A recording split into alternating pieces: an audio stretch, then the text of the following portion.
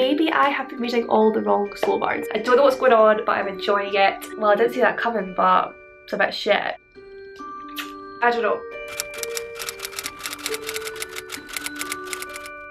Hi everyone, welcome back to my channel, welcome back to another weekly reading vlog. For this week I have two main plans in terms of my reading. I have a romance and I have a thriller, which pretty much sums up my reading taste at the moment, so it's gonna be a good week. The first book that I am reading this week is actually a buddy read with my very good friend Tabitha. We are buddy reading The Wall of Winnipeg and Me by Mariana Zapata. I am reading this on my Kindle. I'm actually reading both books on my Kindle this week, so I don't have any physical copies to show you, but I will of course pop the cover on the screen for you just now. This is actually going to be my first Mariana Zapata book. I have not read any of her work so far, but I have been hearing nothing but amazing things about her at the minute. Tabitha is on a serious Mariana Zapata kick and she has pulled me along for the ride, so I am really excited to get into this one. It is Wednesday today when I am starting to film this vlog, so I have already read Monday's and Tuesday's pages. Because it is on my Kindle, I don't know how many pages I'm reading because the pages on the Kindle are slightly different to the ones on the paperback, so I've decided just to do it in percentages instead. So I'm reading 15% every day so that by the end of the week I will have finished it. So I've read 30% so far and I am really enjoying this one. We are following the character of Vanessa, who comes from not the best circumstances and she's been in foster care. We don't know too much about her childhood, but we know that it wasn't an easy one. She then put herself through university. She didn't manage to get any scholarships or anything, so she took out student loans in order to put herself through university to do a degree in graphic design. And then when she gets out of university, she's left with $200,000 worth of debt. So she takes on a job for Aiden Graves, I want to say his name is, the Wall of Winnipeg, who is like a top American footballer, and she takes on the job of his personal assistant, which basically means his personal assistant, housekeeper, cook, nanny, mum type thing. And she works for him and manages to save up a lot of money doing that, but it is not something that she wants to stay in forever, particularly because Aiden is a very grumpy man who gives her absolutely no credit, no gratitude whatsoever. She is there at his beck and call and he never seems to appreciate any of it. So she then tells him that she is leaving because she has saved up enough money to get her graphic design business up and running, and then hopefully she can get that to a good point so that she can pay off all of her debts.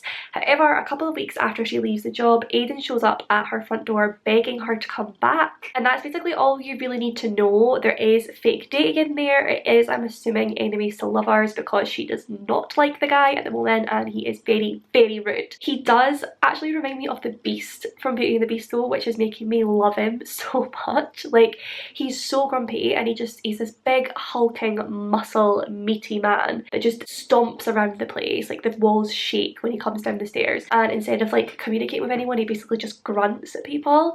So he totally reminds me of the Beast from Beauty and the Beast, which is just making him so lovable to me, and I can't see past that. I'm really loving Mariana Zapata's writing style. Like, the chapters are quite long and usually that would bother me, but it's really not bothering me with her because her writing just flows so well and I just keep reading anyway without that little kick of starting a new chapter. I really like how she writes the main character and we get all of Vanessa's thought processes, which is why what makes it a longer book. I think it's about 600 pages, and a lot of that I don't think it's the plot. I think it's because we're getting literally every thought of Vanessa's as she goes, and I really like that because again, the way she writes it, it really flows. I just keep turning the page, but also all of these thoughts that she's having and every way that her brain is going, I find so relatable to read as well. And there's already been some cute moments and I just feel like it's going to get even cuter, and yeah, I'm just really excited. I was really nervous about reading this one because everyone says that Mariana Zapata is the queen of slow burn romance, and usually I do not get on with slow burn romance at all. Usually I just get so bored and I'm like, can you just kiss already? Like, I'm over it. But maybe I have been reading all the wrong slow burns. Like, maybe I've been reading it when it's been done wrong. So I'm hoping that I'm going to love the way Mariana Zapata does it. So far, I'm 30% of the way through. and I have no desire for them to kiss yet. Like, I'm just loving the way that things are building and the intimacy, and at the moment, because it's like enemies to lovers, like hate to love, there shouldn't be any kissing or any intimacy yet, but you can see how it would grow. So yeah, I'm just absolutely loving it so far. Definitely think it could be a 5-star read, and then I want to go on and read all of Mariana Zapata's works. The other book that I am reading this week is a ARC which I actually got from NetGalley, and that is The Midnight Man by Caroline Mitchell. This one, I'm just going to read the opening to you first of all, because honestly, as soon as I read the opening, I was like, I am going to love this book. Like, I was immediately hooked. I'm hoping that it's going to continue just as well, but yeah, I have to read the opening because it just instantly gave me all the spooky autumnal vibes. So the opening says, "If you open your door to the midnight man, hide with a candle wherever you can. Try not to scream as he draws near, because one of you won't be leaving here." Like, how good does that sound?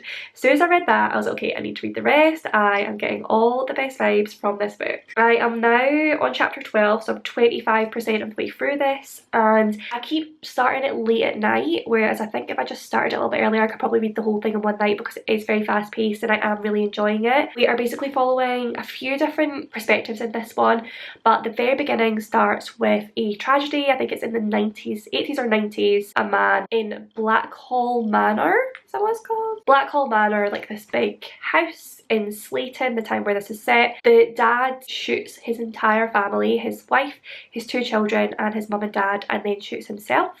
And then we skip forward to present day, and there's a group of 5 girls, I want to say about 14, 15 years old, who go to Blackhall Manor, which is now this decrepit, abandoned, horrible, damp, falling apart place, and they go there with their candles and they play this game, the midnight game, where you recite that poem that I just mentioned. You all write your names on a piece of paper and prick your finger and put some blood on it. Put all the names beside the door when you're inside, beside the front door, with a candle. You recite the poem and then you knock on the front door 22 times, and on the 22nd knock that has to coincide with midnight. And then I can't remember if they open the door or not, but they blow the candle out and then they all have to light their own candles, and they have to last until 3:33 a.m. just going around this house without the midnight man coming to get them. And if they last to 3:33 a.m, they get to go home and they've won the game, sort of thing. But while they're there, one of the girls, Angelica, actually ends up going missing. So we then start following the perspective of a number of different people in this town, the main one being Sarah, I want to say her name is, who is the detective, and she has just come back to the force after some very traumatic event. We don't know what that is yet. Again, I'm assuming we're going to find that out as we go. It's got something to do with her husband. Doesn't seem like a very nice person, but that's all we really know. She's just come back to the force and she's obviously going to be working on this case. But yeah, that is all I really know so far. I am really enjoying it so far. I'm reading it really quickly. It's very spooky and dark and gritty, which is what I was really looking for in a thriller at the moment. So I'm hoping that I'm going to give it a good review. I've seen only 4 and 5-star reviews on NetGalley so far. I'm not sure how much I trust NetGalley reviews. I think a lot of time people, because they've got an ARC, they do rate it higher than it really was. So I never really trust that. But at the moment, it's looking good. I really hope I'm going to enjoy it. So those are my plans for the week ahead. I'm very conscious of the fact that I think I've been talking for ages already. But I think that's just because I'd already started both the books and had to introduce them and everything. So yes, that is the plan for the week ahead. Just now, I think I'm going to get cozy, and I don't know if I'm going to read just there or if I'm going to watch some TV, but I will of course update you once I've read one of the books. Hello everyone, so it is the next day. It is Thursday. I did end up doing a little bit more reading last night and I managed to hit the halfway mark with The Midnight Man by Caroline Mitchell, and I am really enjoying this one. Honestly, it reads so fast. I have very high hopes for this as a thriller. Like, I feel like it's definitely going in a good direction. At the moment, I really don't know what's going on. I don't know who the killer is. There has been a huge twist already, which I did not see coming, and it was a good one, and I'm excited to see how that continues. The twist was at like 25% or something, so it is now like a huge part of the story, but it wasn't something I saw coming to begin with, and I didn't see the story taking that direction, so I was very impressed with that. I do feel like there is room for so many more twists to come, because at the moment we are very in the dark. We're sort of following along, like we're putting all of our faith in Caroline Mitchell to take us on a good journey. I don't know what's going on, but I'm enjoying it. We are, like I said, getting multiple perspectives, and one of those perspectives is actually the killer, which I think is a great addition to the plot. So most of it is in third person, but the little bits that you're getting every now and again from the killer are first person. So he or she, at the moment I'm going to say he, but I really don't know, is like, oh, I'm doing this, I'm doing that. And he is sort of like inserting himself into the investigation a little bit in typical Criminal Minds fashion. So they were on a search through the woods to find the body of one of the young girls, and the killer goes on that search with the rest of the community, knowing full well where the girl is because he is the one who buried her. So I just think that is such a good addition. Like, I'm really enjoying getting those little snippets of his or her frame of mind throughout, and the way that Caroline Mitchell is writing it is perfect because she's not giving anything away at all. She's letting us have a little look at the killer's frame of mind and started to plant seeds as to why he or she is doing this, but it's still so ambiguous. It's so well done. We do know now as well that obviously the 5 girls who went into the house at the beginning, they all like sort of signed their life to the Midnight Man to play this game, and one of them has obviously been taken on that night. But this isn't really a spoiler. Sarah, it happens right at the beginning of the novel. Sarah, the investigator on the case, she gets a letter to her home address saying that the killer is going to continue to pick off each one of these girls. Like, he is the Midnight Man, he signs it as the Midnight Man, he is going to take each of these girls unless she kills herself, which obviously she's not going to do. So he's going to go after the rest of the girls. So it's all very exciting. We are getting a perspective from some of the girls, one girl in particular. We are getting a perspective of Killer, we're getting a perspective of Sarah, we're getting a perspective of Sarah's friend. It's all very good. There's only one perspective that I don't really understand why it's there at the moment. The only thing that I could think of for a reason for why it's there, how do I say this without making it spoilery? Basically, one of the perspectives is hinting at the fact that that person's relative could be the killer, and I feel like we're being pushed at the moment to think that, which is making me hope that that's not the case, because if it is the case, it's quite obvious. I don't know, do you know how like sometimes in thrillers they do that, they'll sort of push you towards one person and make you, they kind of like go, oh, like this person is very suspicious, this is the person you want to keep your eye on, but you know that it's going to get twisted and it's not going to be that person. That's what I'm hoping, because if it is that person, I don't know. We'll see. I'm hoping for some big twists in this. You guys know I love some big twists. The only thing I will say about this novel is it is very dark. So right from the outside it's dark, it's violent, it's a bit gory in parts. So if that is not your cup of tea, I would stay away from this one. Personally, I love a dark thriller, so this one is great for me. But if that is not for you, then I would stay away from this one. It is very fast paced, it is very exciting, but it is very dark, very gritty and quite violent. And its whole vibe is just very sort of unsettling and disturbing. So if that's not for you, maybe give this one a miss. But if it is for you, so far I would recommend it, but of course I will let you know at the end of the book. Just now, of course, it is a Thursday night. It is about 5 to 7 just now, so I am going to start my weekly reading sprints. I've got myself all set up in my little corner, so I'm going to start my sprints just now. I'm really hoping that I can finish the Midnight Man on my sprints tonight.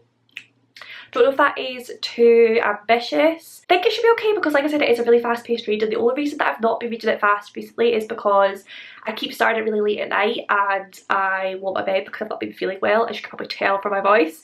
If I was well, I would probably be up into the early hours finishing it in one go because it is so riveting. But yeah, so it's nothing against the book, it is purely me. But yeah, my plan for tonight is to read more of The Midnight Man. I have put The Wall of Winnipeg and Me on hold a little bit at the moment just because Tabitha has been unexpectedly very busy this week, so she's fallen behind a little bit with her buddy read. So I thought I would just put it on pause for a little bit, give her a little bit of time to catch up while I push on forward with this other read since I'm enjoying it so much. So I don't know when I'll be picking up The Wall of Winnipeg and Me, maybe later tonight, maybe tomorrow, but for right now my priority is The Midnight Man.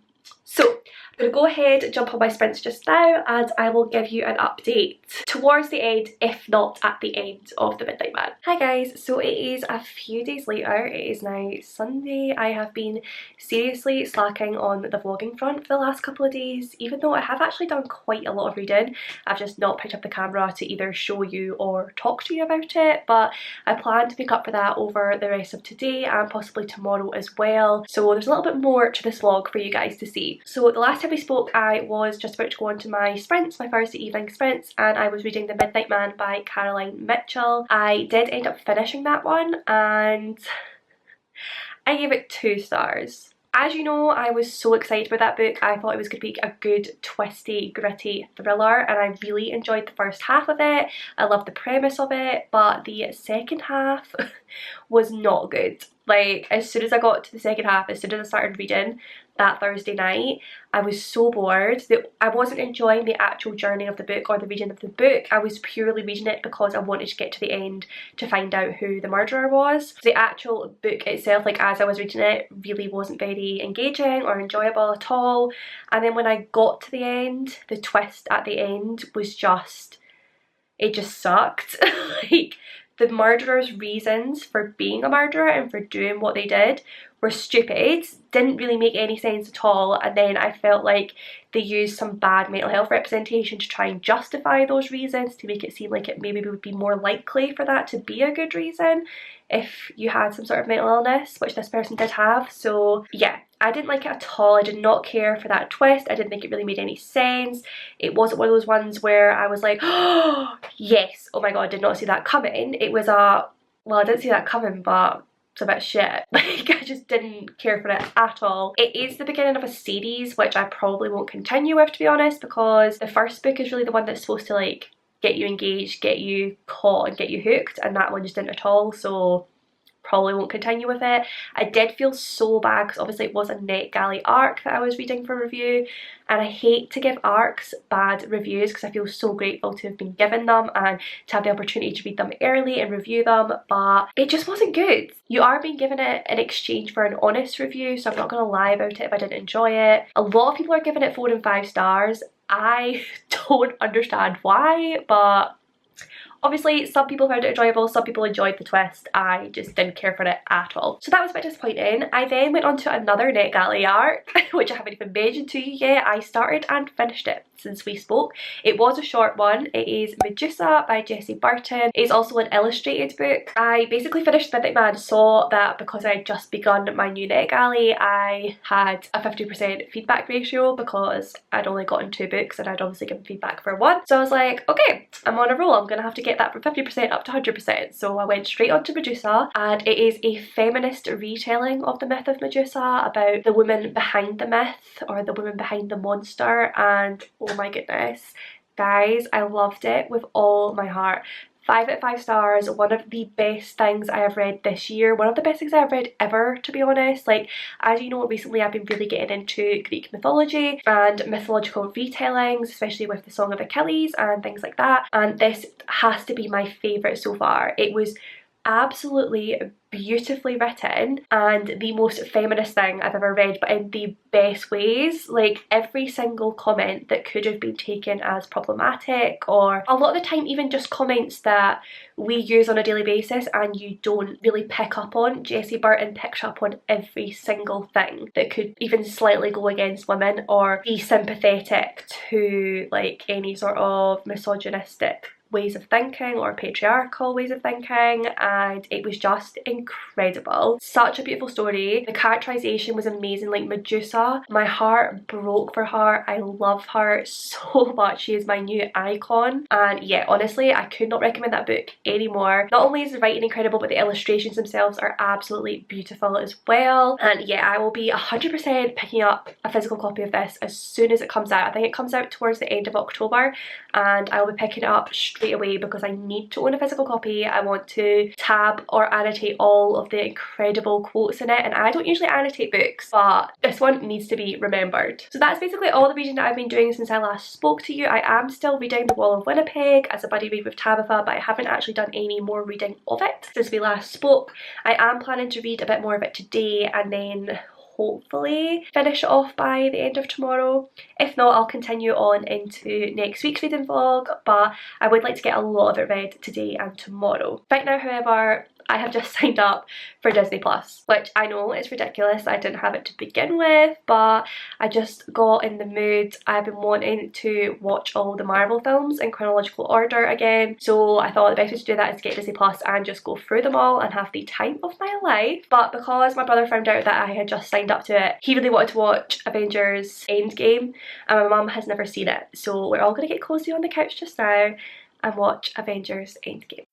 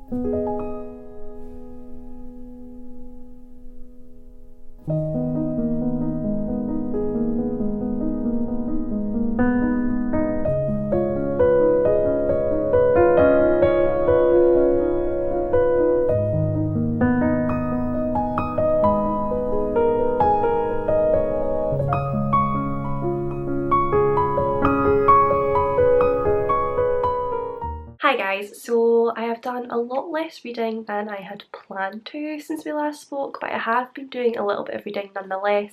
I am now on 48%, I believe, of the Wall of Winnipeg and Me, so I'm just about at the halfway mark and I am still really enjoying this one.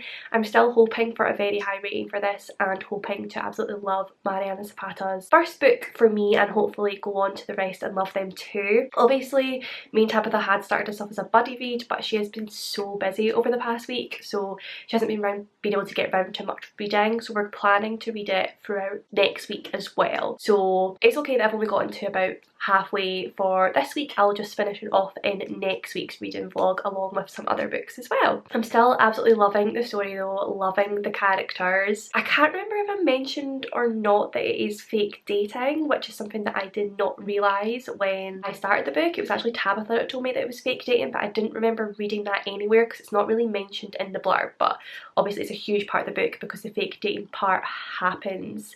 It starts about 30% of the way through, so it is there for the majority of the book and it is done so well so far, and it is kind of enemies to lovers because he is a bit of a dick to begin with, and like I said, like I just find him so lovable because I think he is so much like the Beast and that's all I can picture in my head, and I know that he's soft and squishy underneath even if he is bit of an asshole, but their whole dynamic is just so good and more slightly cute things are starting to happen, but he is still making some horrible mistakes. It is clear as well that Vanessa has a very dark past that we don't know everything about at the moment, and I'm starting to wonder if maybe Aiden does too. Maybe that's something they'll start to bond over later on. I'm still happy with the pace of it. Like I said before, usually I am not good with slow burn romances, but this one just makes so much sense. Like the way things are progressing, it seems completely natural, completely normal, completely believable, whereas a lot of slow burn romances I've read are just really boring in my opinion. This one works well and they are kind of like taking a step forward and then 2 steps back and things like that, and it just does feel very natural, and I'm definitely not bored in the slightest, and I don't think they should be together at this point. They're not ready. I need the romance to continue to slowly burn for them to get together, which I think I mentioned before is something that I've never had before. Usually the way that it's written, there's so much like sexual tension and it just needs to happen, whereas the way Mariana Zapata writes it, their whole relationship is just growing slowly and they're getting to know each other slowly, and it is just a slow burner and it doesn't feel like they're anywhere near ready for the proper romance to start yet. Hope that makes sense. It makes sense in my head. But yeah, really loving it. Cannot wait to continue with it next week and finish it as well. In terms of the magical readathon, I did manage to complete another prompt this week.